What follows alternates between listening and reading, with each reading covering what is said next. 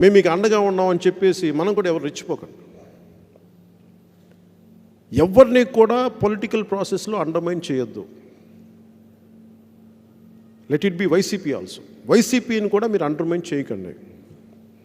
Bharatiya Janata party జాతీయ స్థాయిలో ఉన్న పార్టీ మనతో పొత్తు పెట్టుకుందంటే వాళ్ళు తగ్గారని కాదు, మనం పెరిగామని కాదు.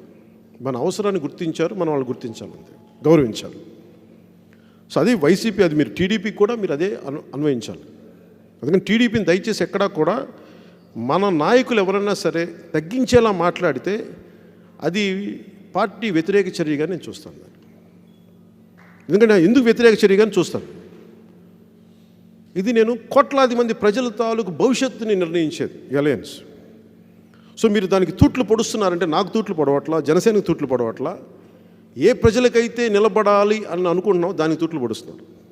సో అందువల్ల I'll take very stringent action అన్నమాట. అందుకని దయచేసి అది చిన్న చిన్న స్థాయిల్లో కూడా మనం సరిదిద్దుకొని వెళ్దాం. అలాగే మీరు అందరూ కూడా,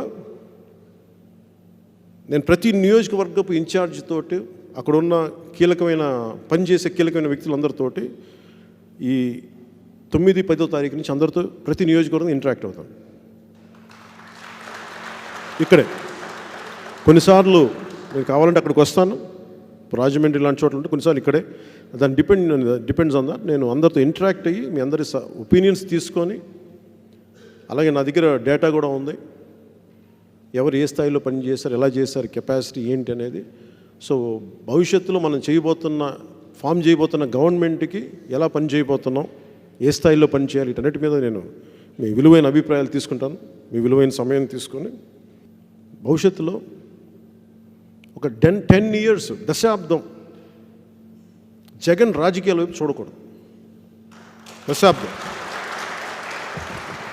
ఆ తర్వాత అతను మనిషి మంచిగా మారిపోయి గొప్ప వ్యక్తిగా అయిపోతే నాకు తెలియదు, కానీ అతనిలో విషం ఉన్నంత వరకు అతను రాజకీయాలకు రాకుండా చూసుకునే బాధ్యత జనసేన తీసుకుంటాను.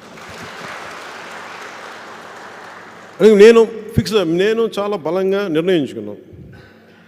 ఆంధ్రప్రదేశ్ విభజనలోప్పుడు ఒక్క నాయకులు కూడా సమిష్టిగా లేకపోవటం వల్ల నష్టపోయాం మనందరం. స్టీల్ ప్లాంట్కి మైన్స్ తెచ్చుకోలేకపోయాం, క్యాప్టివ్ మైన్స్. ఇంకా భవిష్యత్తులో ఆంధ్రప్రదేశ్కి సంబంధించి తప్పులు జరగకూడదు, జరగనివ్వం. దానికోసం ఎన్ని ఇబ్బందులైనా పడతాం. సో నేను అనేది మీ అందరి సహాయ సహకారాలు లేనిదే ముందుకు వెళ్ళటం కష్టం. సో దీన్ని మీరు బలహీనతగా తీసుకోవద్దు, బాధ్యతగా తీసుకో.